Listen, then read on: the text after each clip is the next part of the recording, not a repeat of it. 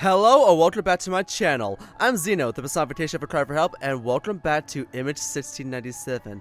Now, the more clues we find as the story progresses, the more questions start to pile up. The search for Ransom goes on. Is the Greylock witch real? Or is it all just an elaborate conspiracy and something deeper and darker lies underneath Greylock?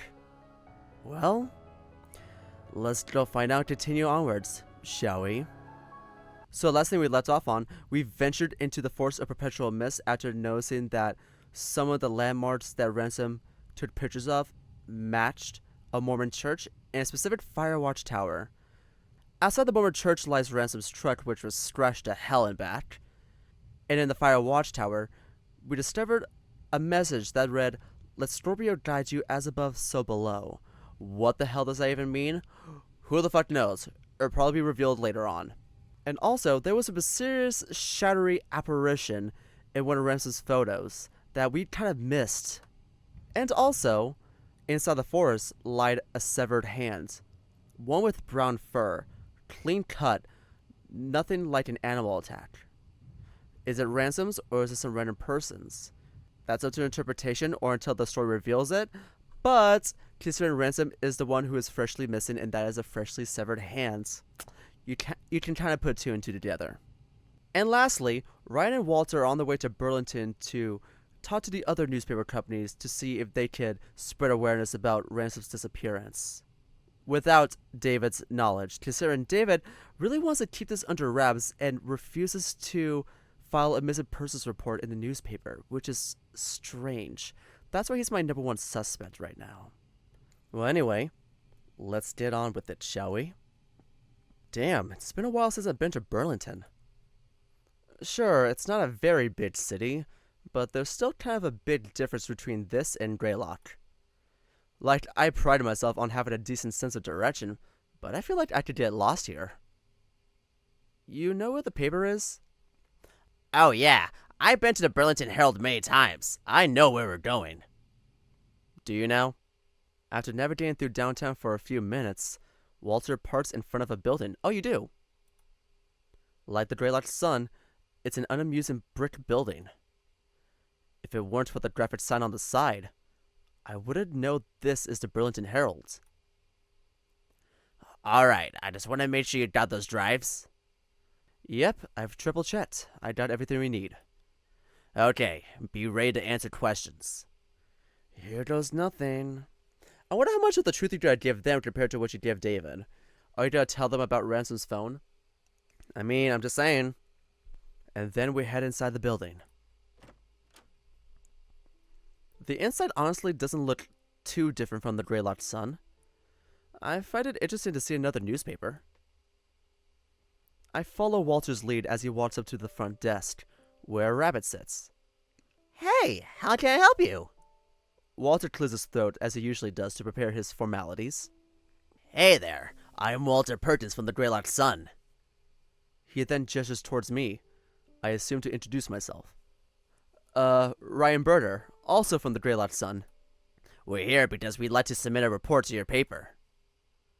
The rabbit looks at us and I can see suspicion in her eyes. She taps away at her computer for a bit. Yeah, you two look legit. But if you already work for another paper, can't you just publish in your own paper?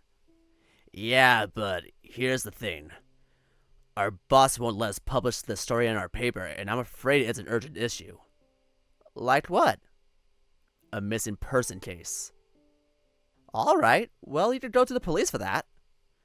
I have, but you see, the police are highly uninvolved. They're barely doing anything to help. The rabbit looks unconvinced. Really? We're in kind of a tight spot, I fear. That's why we came here, to spread the word on the case, if you will. The rabbit looks like she's debating whether to listen to us or kick us out. Meanwhile, Walter looks like he's out of things to say. I might have to step in. Look, we have evidence. We have resources we could give you. So, if you could. The rabbit considers for a few damningly silent seconds.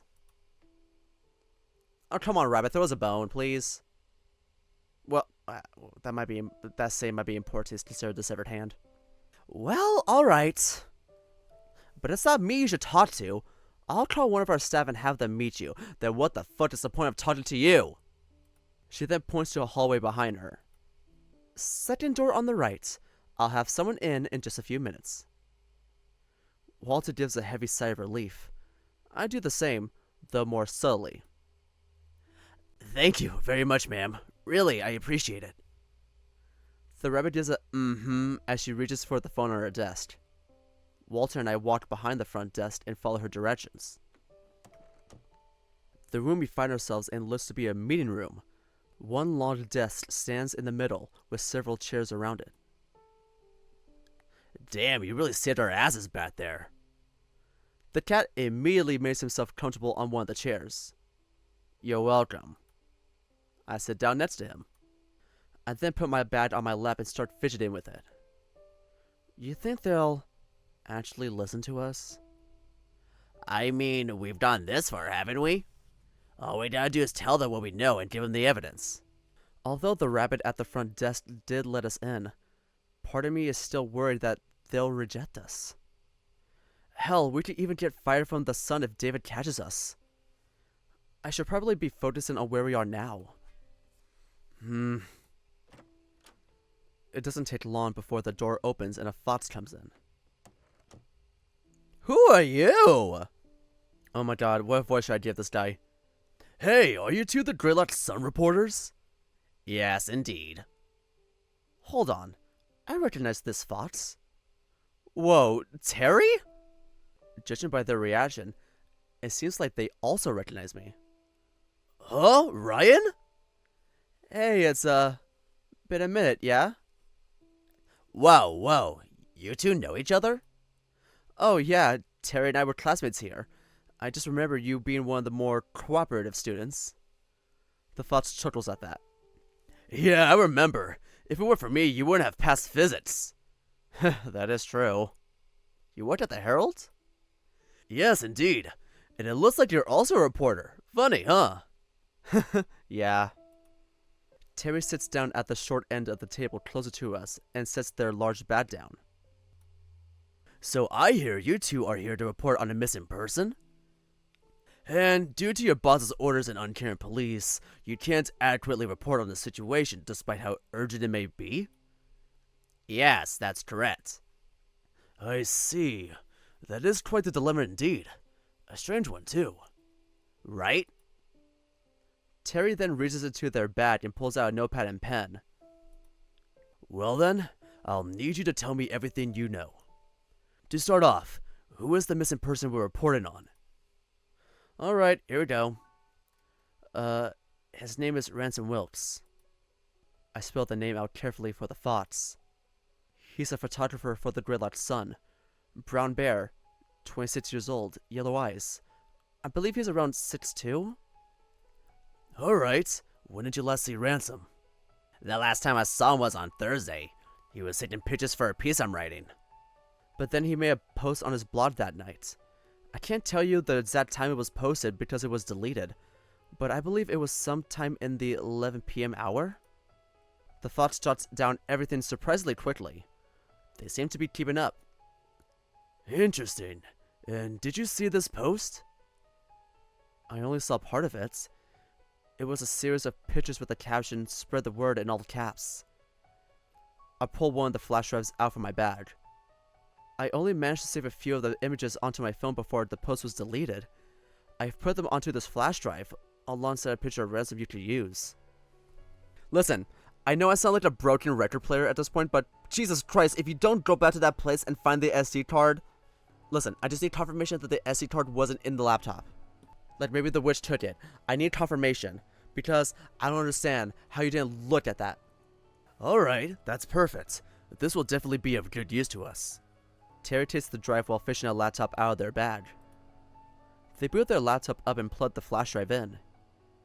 They then look at the screen for a minute in silence, presumably looking at the photos. Okay. They turn the laptop around so Walter and I can see the screen. Displayed on the screen right now is the last picture I managed to save. The fog from the tower balcony. Is there anything more you can tell me about these pictures? I just need to know what I'm working with. Well, like we mentioned earlier, Ransom is a photographer. The way he takes his pictures is very intentional. As such, I believe he was trying to lead us somewhere with these pictures. I don't know what it is, but I think he found something important. I've also figured out that these pictures were taken in the forest northeast of Greylock. I take a breath, ready to sound crazy in front of a reporter. You see, the reason people in Greylock are so dismissive of Ransom's disappearance is because they're blaming it on a local folktale. It tells of a witch who takes people who get lost in the woods, basically. Terry stays silent and writes in their notepad. Look, I know it sounds crazy, but it's a part of Greylock's culture, and many of the townsfolk believe in the story.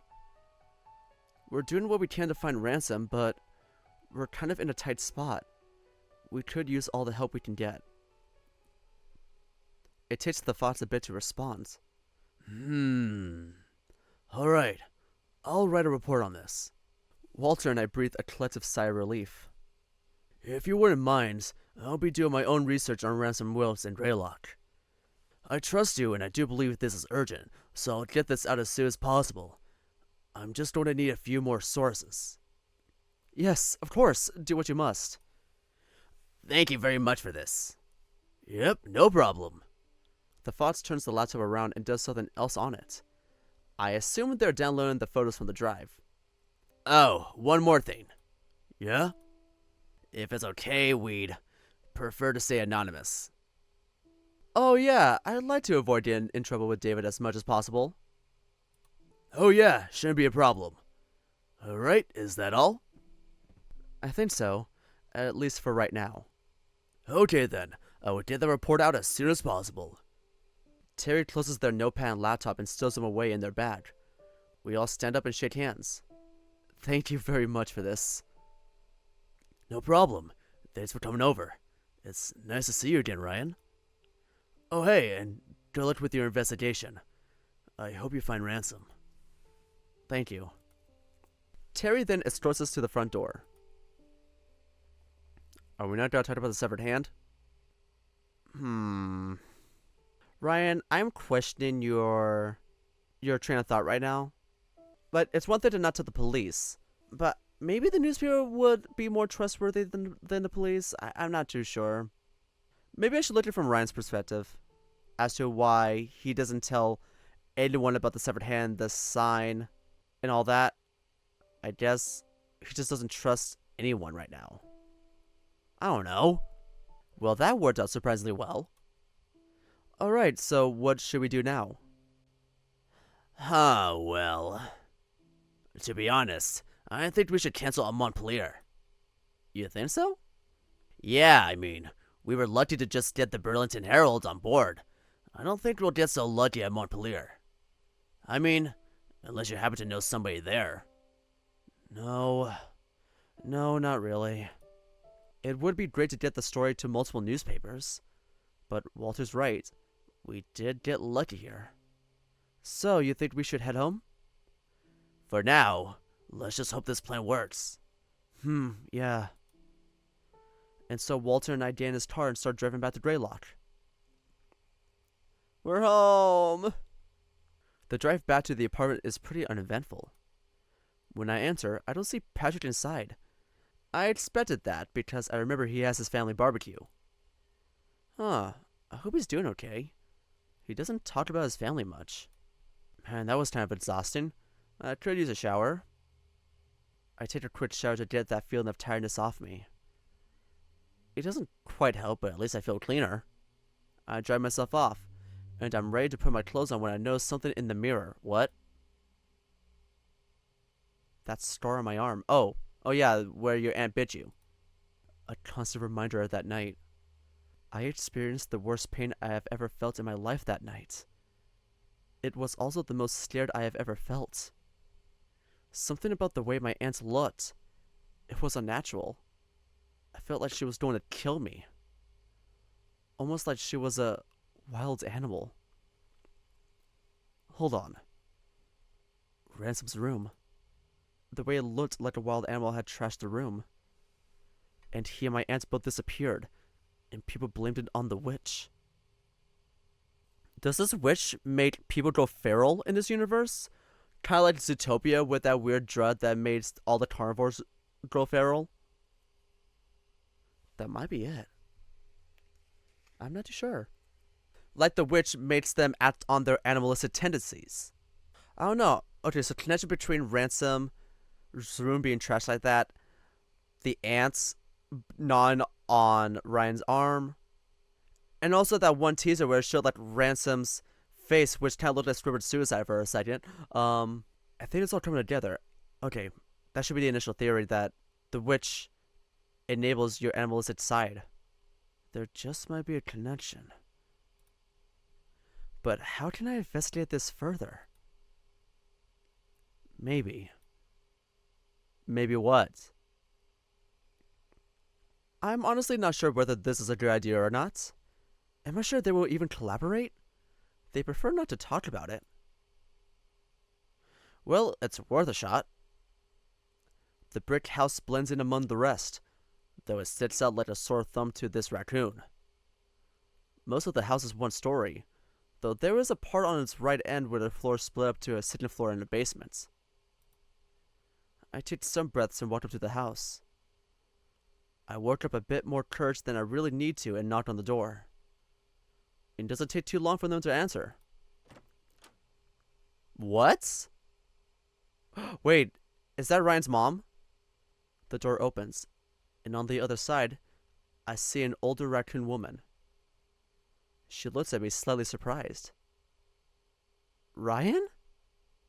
It's Mother! And she's not dead naming or misgendering. Support? Is this a supportive diva? Is this a supportive diva in this house? Hey, Mom. My mom steps aside and ushers me inside. I walked into a very familiar scene. The living room and kitchen that are combined into one room. Dad lounging on a chair watching TV, though he's now looking at me. Ryan, how you doing, little guy? I'm hanging in there.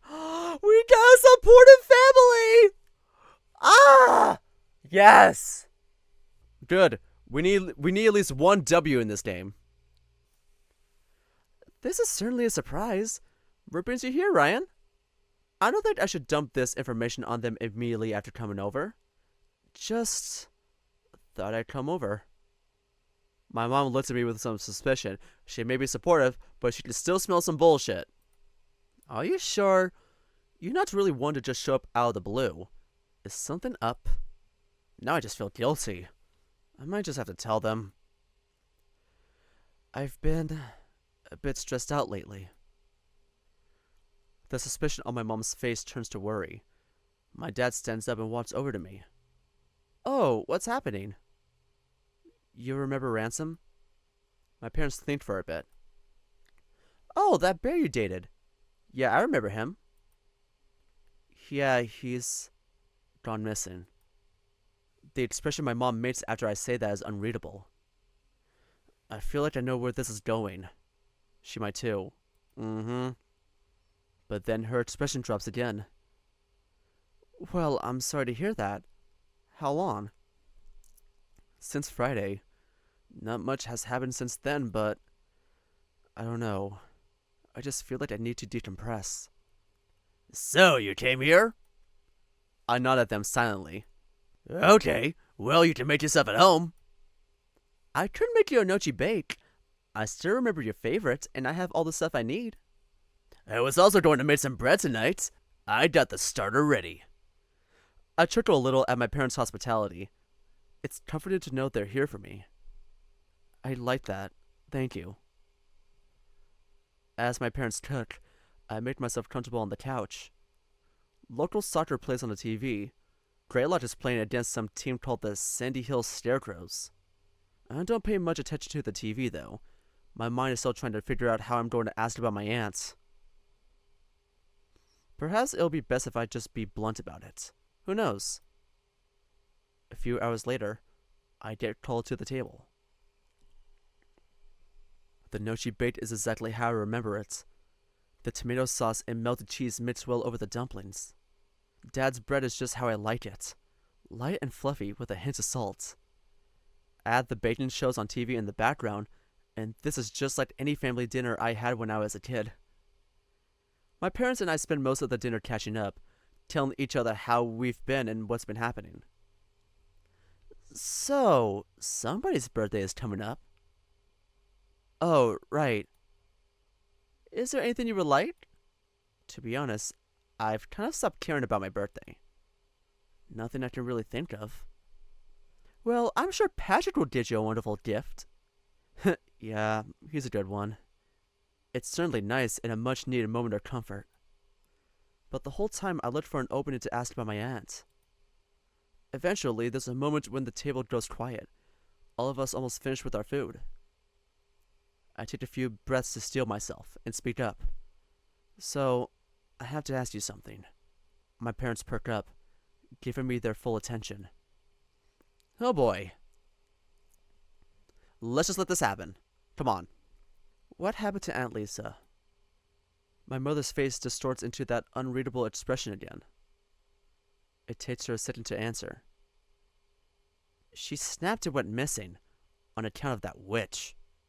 Same thing I heard when I was a child. Okay, but what was she doing before she disappeared? Ryan, I don't think that's a subject you should be bringing up at that. No, seriously. I think there might be a connection between Ransom's disappearance and my aunt's. I just want to know what she was doing. Ryan!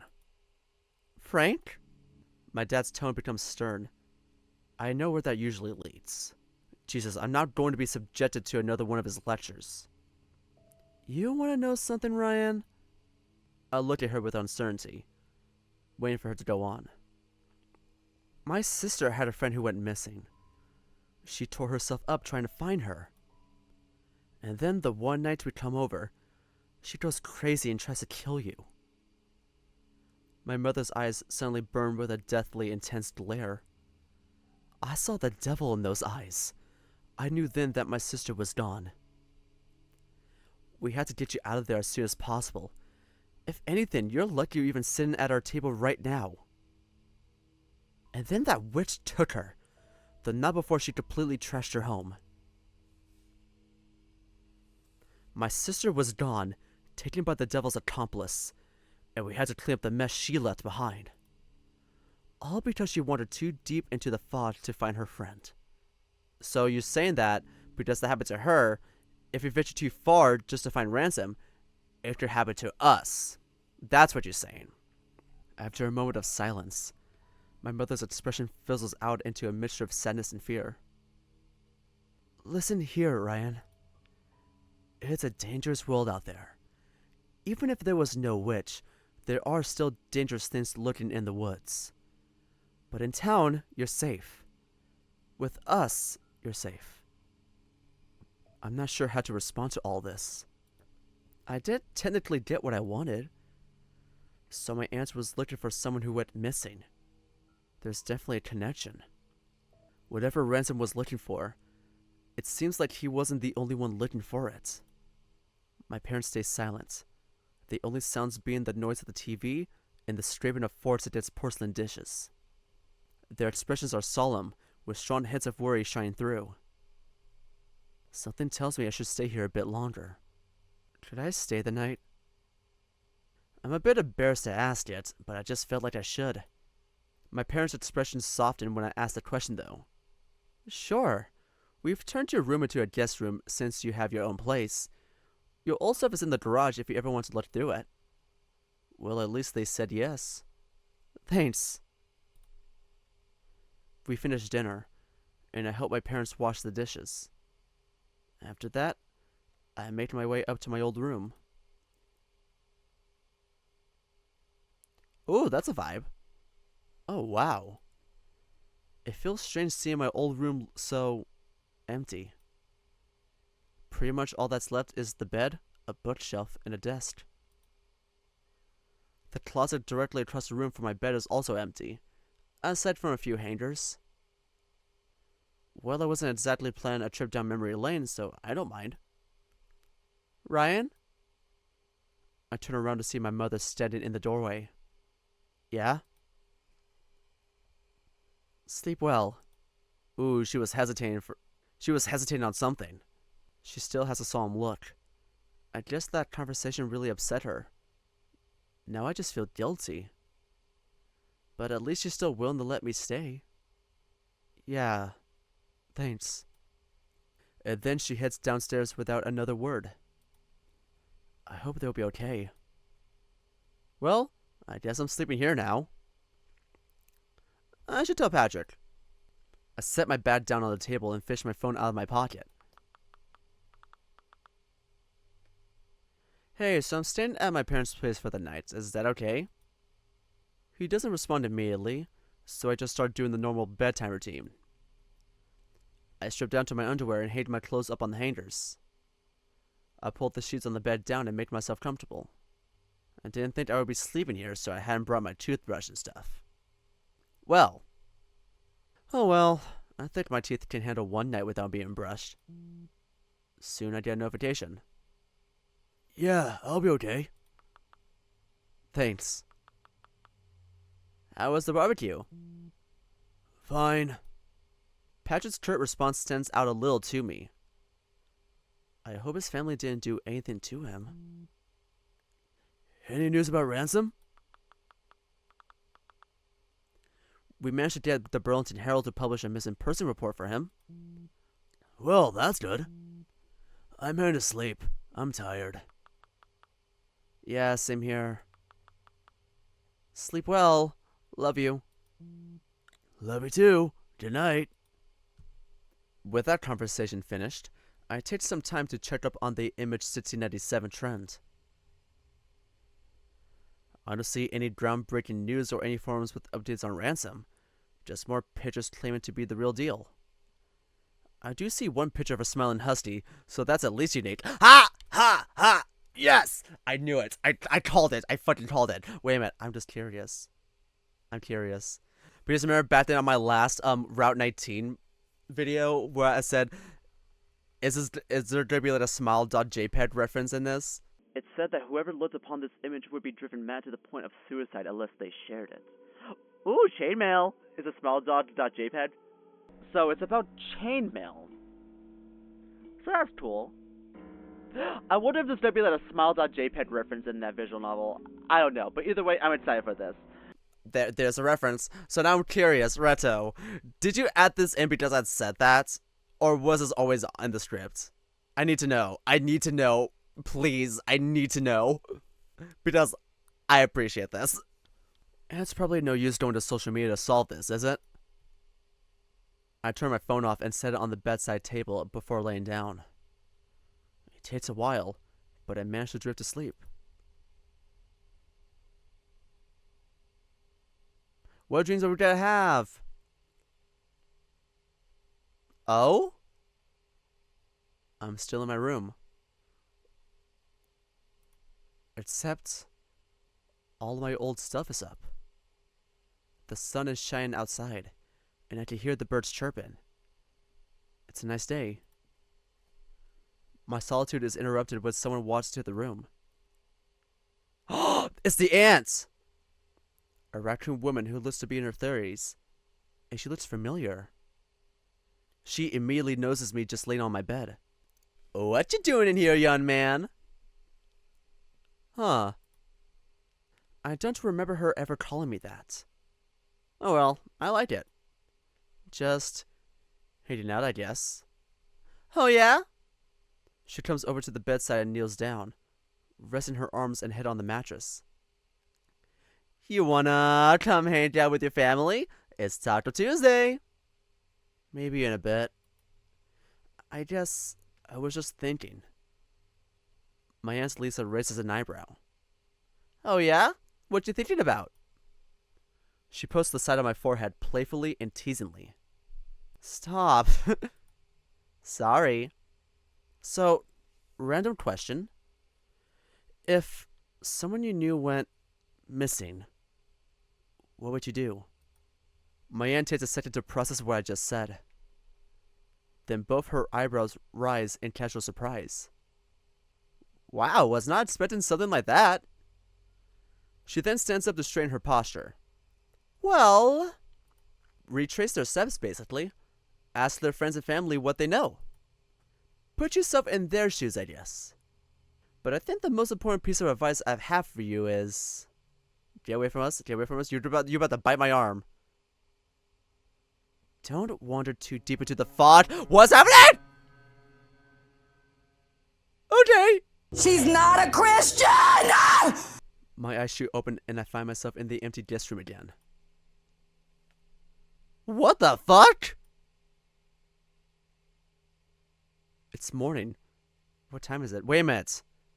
Her little sprite was literally the same image on Ryan's phone in the last part when he was taking a picture of the message. So I literally thought that was just Ryan's face, like all fucked up and everything. But no, that was Lisa's face. When we took the picture of the message at the fire watchtower and we saw that creepy toothy grin image, that was Lisa? Oh shit. Oh shit, it's Monday. That means I have to work. Great. So I get up and do my normal morning routine. Thankfully, my parents have a few spare towels out for guests, so I shower with no problem. I don't encounter my parents in the half hour I'm in the house. They must still be asleep. I won't bother them. I would feel a little guilty if I just left without a word, though. So I send my mom a quick text before walking out the door. October 15th!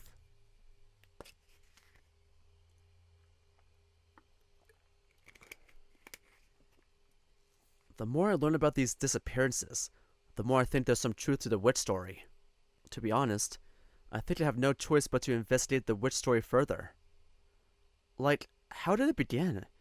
How did it become such an integral part of Greylock's history and culture? The library.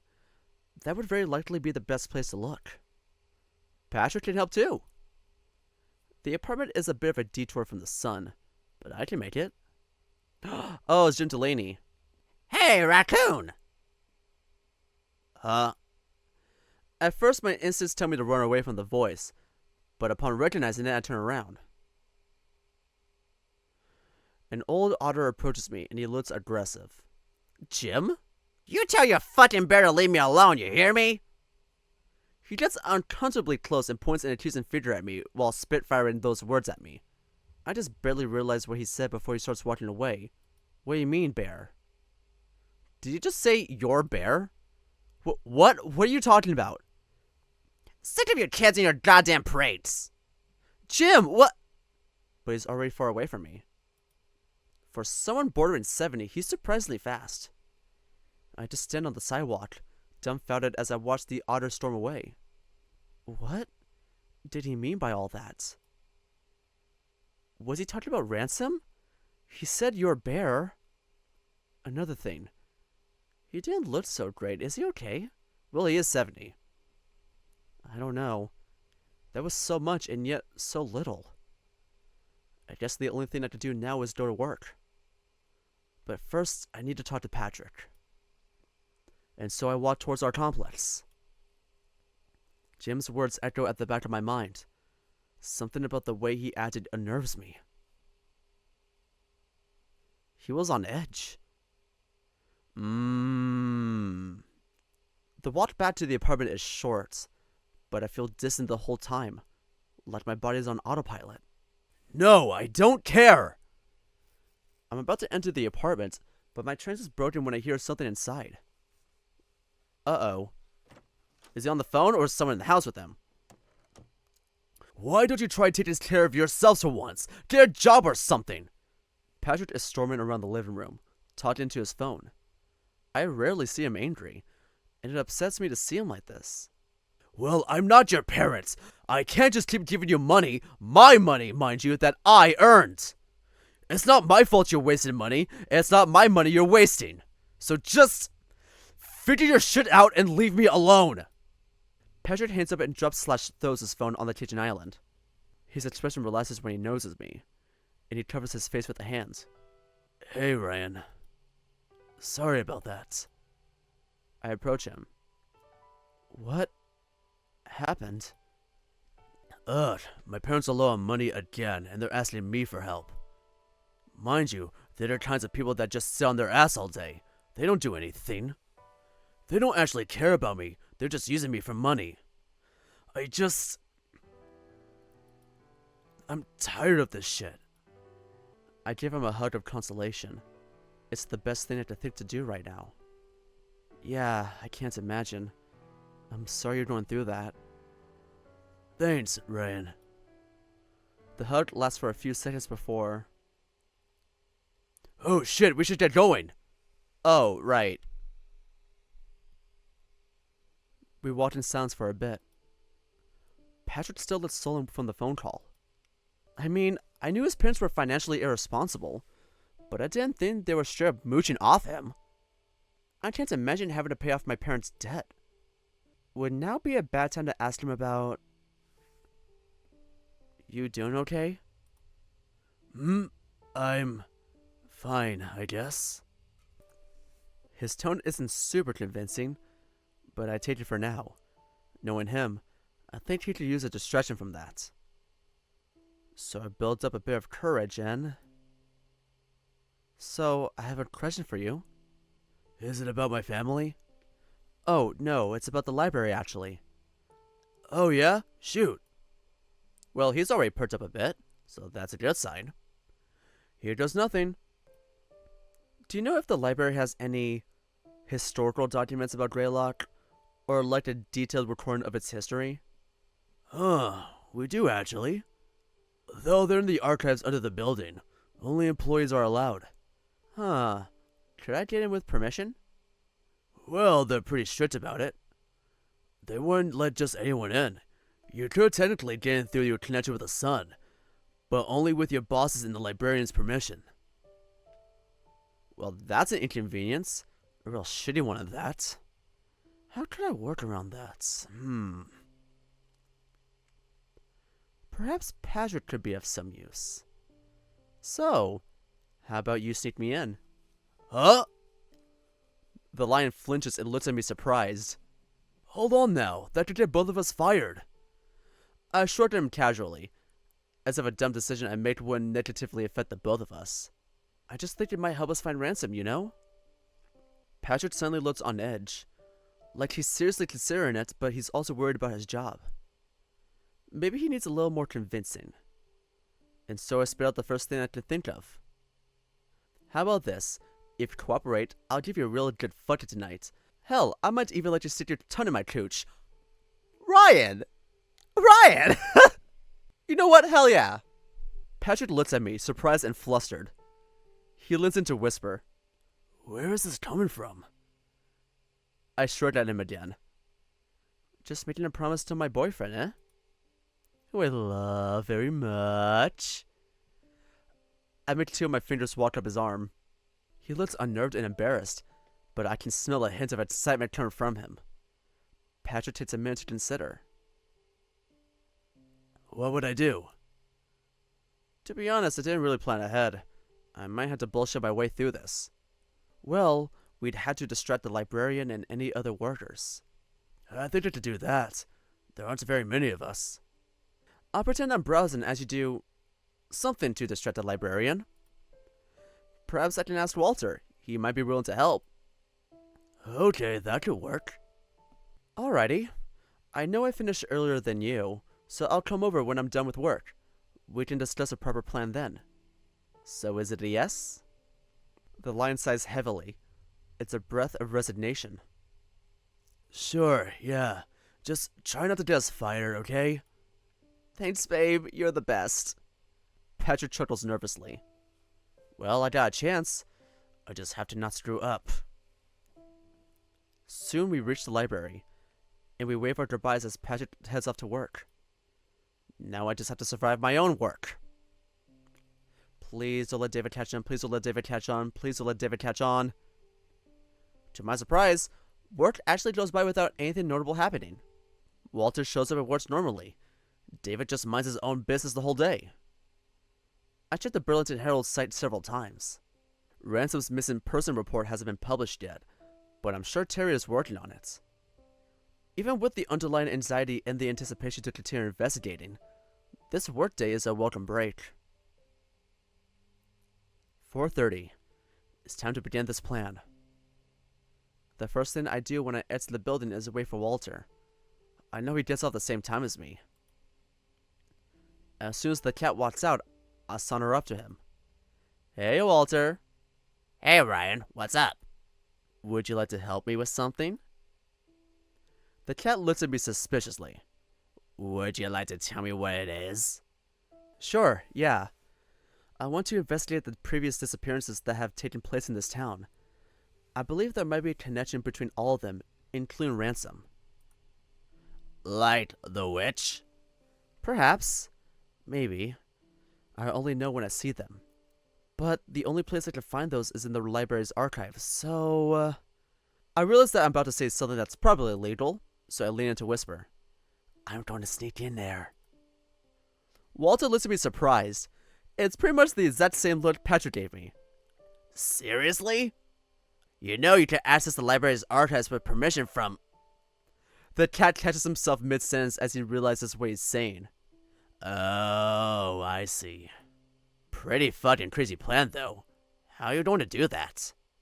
Patrick works there. He just sneaked me in. Aw, what a good boyfriend. Yeah, he's pretty terrific. I want what you two have. The cat's face suddenly melts into a distant gaze and a blissful smile as he says that. I feel my face burning as he keeps looking at nothing. And then he perks up like nothing happened. I'm going off topic, sorry. Alright, I'm in. Perfect. We'll meet with Patrick and discuss the plan. So we make our way to the library. I'm getting fired.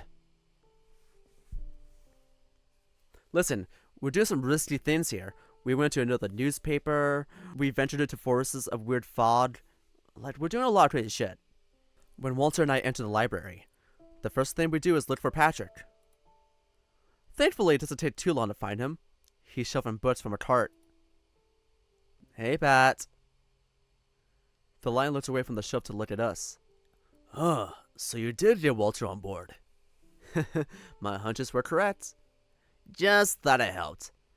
Okay. Obviously, we got some James Patterson. God, that's a lot. Okay, so what's the plan? We gather in the aisle, speaking under our breaths so no one can hear us. And because, well, it's a library. Okay, obviously we need to distract the librarian. The workers too. We don't want any snitches. How many people are working here today? Minus me and the librarian, I think too. One of them is setting butts just like I am. The other and the librarian are both at the front desk. Okay. Oh, I could ask them to help me look for a particular book. Patrick and I looked at each other for affirmation. That could work. I could have the other worker cover me for book stacking. So, Walter, you'll have to ask the librarian specifically. She does wander around the library every now and then to check on things, so to avoid suspicion, I would wait until you see her wandering. Then I could have the other worker cover for me. That would be our only opening to sneak me into the archives. It's definitely a risky plan, but if it works, then it works. Ryan, you crazy bitch. I know. Alright, you two go browse. Separately. Remember, Walter, it starts with you. Gotcha. Go team. And then we all separate. I head towards the cookbook section at random, while Walter peruses the comic section. I picked a random book and skimmed through it. Tandoori, a tome of fine Indian cooking.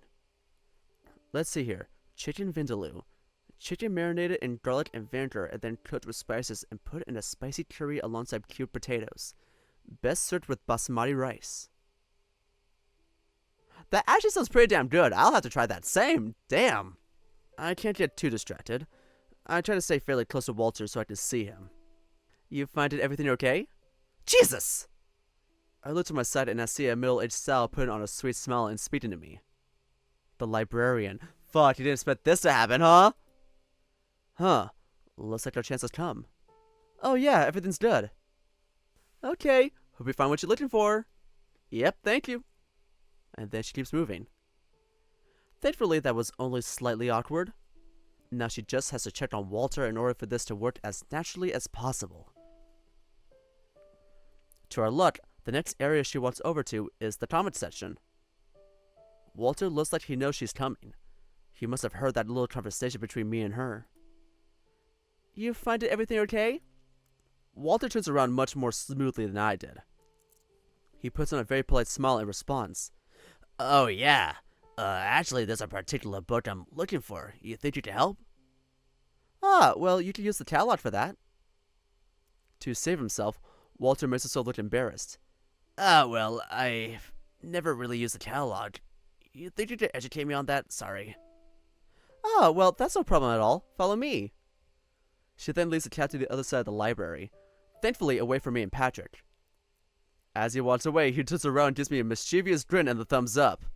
Smooth, Walter. I look behind me and I see Patrick me in my eyes. He's got the signal. We nod at each other to initiate the next step. This is actually kind of stressful. Listen, no high school infiltration has ever happened without any hiccups. There's about to be at least one. Patrick abandons his cart and walks behind the front desk. He goes up to a sheep working at a computer and starts talking to her. I can't hear what they're saying from this distance, but I think I hear Patrick say something about a phone call from his family. The sheep then gets up and goes to the abandoned cart. She looks a bit grouchy to leave her station, but she still goes to the cart. Now it's just Patrick behind the front desk. He holds his palm up, telling me to wait. The line takes a few seconds to look around, to make sure all the other employees are distracted. Finally, he signals me to come. And so I tiptoe as quickly as I can toward him. I duck behind the front desk just to be safe. Patrick sifts through a small set of keys attached to his waist and, after finding the right one, unlocks a door labeled Archives. Okay, I'll come up with another plan with Walter so we can get you out. You did come up with an initial plan? What will happen after? I will come down, and that will mean it's time to leave, okay? I nod at him, still ducking behind the desk. Soon Patrick gets the door open. Alright, be quick. Best of luck. I whisper a quiet thank you to him and enter the door as discreetly as possible. Patrick immediately closes it, leaving me alone inside the archives. Okay, here goes nothing. I descend the stairs, still trying to be quiet for some reason. Upon reaching the bottom, I find myself in a large room lit modestly by dirty fluorescence. There's one aisle going down the middle of the room, 2 rows of shelves on each side. I start by walking down the aisle, doing a very brief scan of the shelves. Damn, imagine how much stuff about Greylock I could find here. Fortunately, I have a time limit. The best I could do now is find like a history book or something. It seems like there are more actual books towards the front of the room. Most of the shelves are filled with typical archives folders, especially towards the back. So I just wander among the shelves toward the front and skim the book names. A lot of them seem to be biographies for specific people or families. I even see a book about David's family, the Shelbournes. Eventually, my eyes fall upon one large book titled Greylock, a history. Curious, I take the book off the shelf. The first thing I do is go to the index. Which, page 57. Wait, which? Trials? Page 57? I pretty much have no choice but to turn to that page. Wait, what? There was a witch trial here? Wait.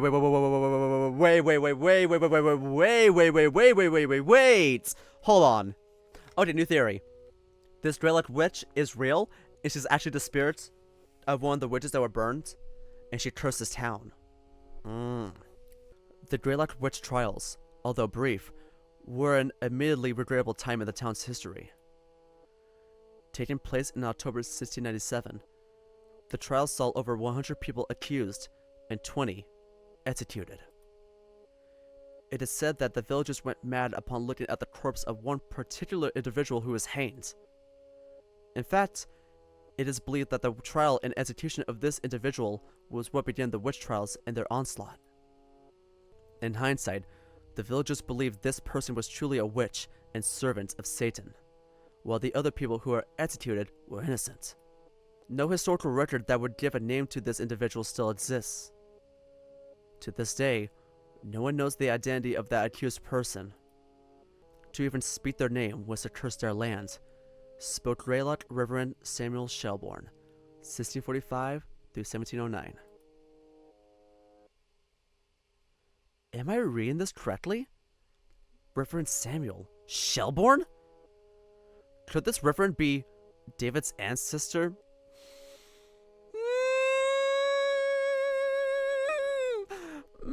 Did I claw David? Also, I didn't even know Greylock had witch trials. We weren't exactly taught that part of our history. Wait a second. People went mad when they looked upon the witch's corpse. I know there are several variations of the legend, but disappearances and people going mad seem to be the through line for all of them. I know it might just be the hysteria of a Puritan community, but... could the witch be real? My mind starts to spin in circles as questions start pouring in. I can only focus on that name. Shelbourne. David, what do you know? I step back to reality, up the door's gravity, when I hear the door open. My eyes dart to the stairs. Is it time already? Uh-huh, yeah, I'll be right back. Fuck! Instead of hearing Patrick's voice, I hear, the librarians? What the fuck, what's happening? I frantically close the big book and place it on the shelf as quietly as I can. As the librarian's footsteps get louder, the first thing I can think to do is retreat to the end of the shelves. Shit. There's another smaller aisle right outside the shelves marking the edge of the archives. It's a bit darker than the central aisle. I made that my arbitrary hiding spot as I hear the librarian's footsteps walking down the main aisle. I try to catch my breaths while also being silent. What the fuck is happening? Where's Patrick? Did something go wrong? The librarian's footsteps stop seemingly in the back of the room. I don't hear her doing anything for a minute. The only thing I hear is her breathing and my accelerating heartbeat. Now it might be a good time to sprint up the stairs, but my legs freeze in place. What if she sees me? God, of course this would go wrong. What is that sound? Wait, what sound am I hearing? What sound? I'm not hearing anything. Is that the librarian? Is that her breathing? Why is she breathing like that? Does she have a breathing problem or something? The sound of the breath is unnatural, almost like she's not getting enough air. I don't know what's happening, but I need to get out of here. I can't believe I'm about to do this. I start tiptoeing towards the front of the archives, my ears stand tall and listening for any sound of movement. I dart my eyes from behind me to the between aisles, in case the librarian starts walking again. I can't see her from here. The best I can do is just keep walking. This is actually intense. And then something catches my attention. On the other side of the main aisle, on the opposite wall, I see what looks like a bunch of photos. Even though they're on the direct opposite wall and most of them are hidden by the shelves, on one of them I can see the shape of a tower. It might be the same tower Patrick and I investigated a few days ago. It might be the same tower that Ransom went to. I have to get a closer look. Do you really need to get a closer look? Because, oh my god! What the fuck is she doing? Is she high or something? I can't hear her. Wait, hold on. Let me turn my prefaces real quick. I want to see.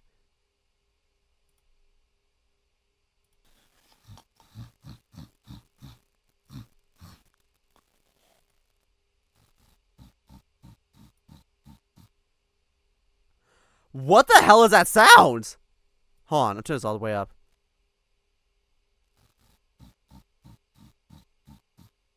Whatever it is that's wrong with that librarian, it doesn't sound like she's moved yet. So I creep through the shelves, inching towards the main aisle. My footsteps may be silent, but I can hear my heart pounding in my ears. Eventually, I reach the main aisle, so I lean my back against the shelf. God, please don't be looking at me. Reluctantly, I turn my head to peek out the main aisle. The librarian is leaning over the desk, still breathing oddly and occasionally snorting. But she's not looking at me. Okay, now's my chance. I prepare myself as much as I can in a second and practically leap across the aisle. I reach the other side in a mere second, and I immediately hide among the shelves. I stay there, frozen in place, for several moments, waiting for any possible reaction from the librarian. Okay, it doesn't seem like she heard me. God, that was foolish. What am I doing? The photos. I creep up to the wall with the photos and take a look. Huh, that has to be the tower Ransom went to. But in the photo it looks newer? The photo must be older. The next photo my eyes fall upon is one of a group of people in what looks like some kind of ballroom. Oh? The circular room looks surprisingly grand, with intricate details lining the walls. Huh, this was taken in Greylock? I don't remember there being a ballroom like that here. A group of people in suits and dresses gathered for a picture. One particular detail that draws my attention is a shield right above the group bearing some kind of symbol. On the left and right edges of the picture, I see more shields seemingly also bearing designs. But the symbols are cut off from the frame so I can't see them properly. Skimming along the people in the photo, I see a gray wolf like David. What is up with his family? I feel like this might help. This might be a bad idea. Listen, you do not need to take it. You can just take a picture of it. What are you doing, bitch? I slowly take the picture off the tag in the wall, and then I slide it into my bag as quietly as possible. I hope there aren't any security cameras in here. You didn't think to check that before? Huh. It's done. Oddly quiet. No. Did the librarian leave? Wait, no, I would have heard the door open. I frantically look around me for the old sow. I don't see her from here. Is she still at the back? I tiptoe through the shelves again. When I reach the central aisle, I peek my head towards the back. She's gone! No. Where did she go? Ah! Where did she go? Where is she? Oh god, she's in here somewhere. She could be anywhere in here. And I'm stuck in this room with her.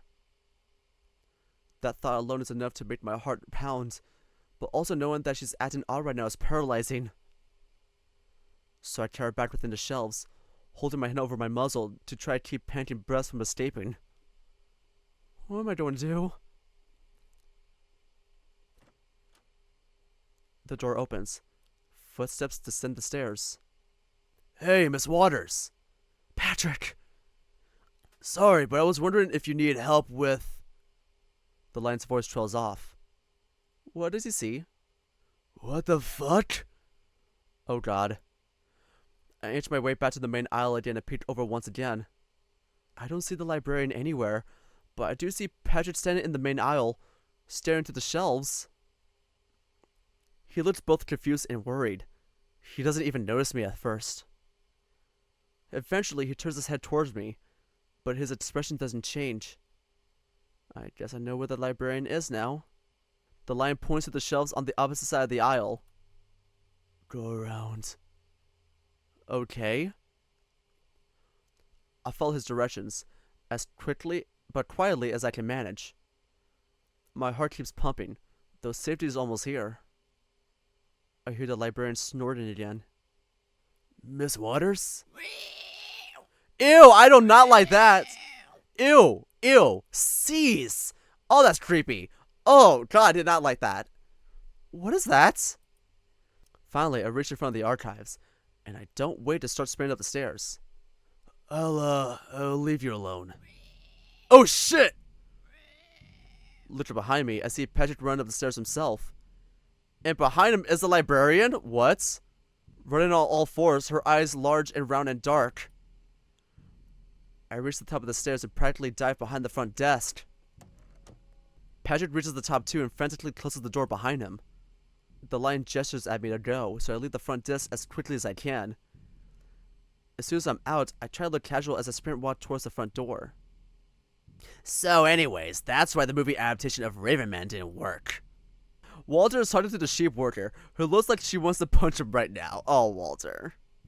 The cat notices my frantic gait and immediately steps towards me. I don't know, bye. Soon I'm finally out of the library. Whoa, hey, what the hell happened? Walter catches up to me as I start walking away from the library. Ryan? I stop and see Patrick exiting the building and jogging towards us. There's like a layer of fog that's descending down. That might be something. Is everything alright? It takes a minute for my heartbeat to slow down and for my body to stop shaking. I'm with good company now. Yeah, I'm fine. Okay, y'all have to tell me what's going on. Patrick and I looked at each other, trying to process what we just witnessed. The librarian was out of her mind. She never acts like that. Like, what was she doing? Walking on all fours. Snorting and squealing too. So like a wild pig? The three of us looked between each other in silence for a bit. I don't think I've ever seen anyone act like that. Except my aunt? Is the librarian to disappear too? And the claw marks in Ransom's room. It's almost like a wild animal got in. Wait. Well, Ryan, did you find anything down there?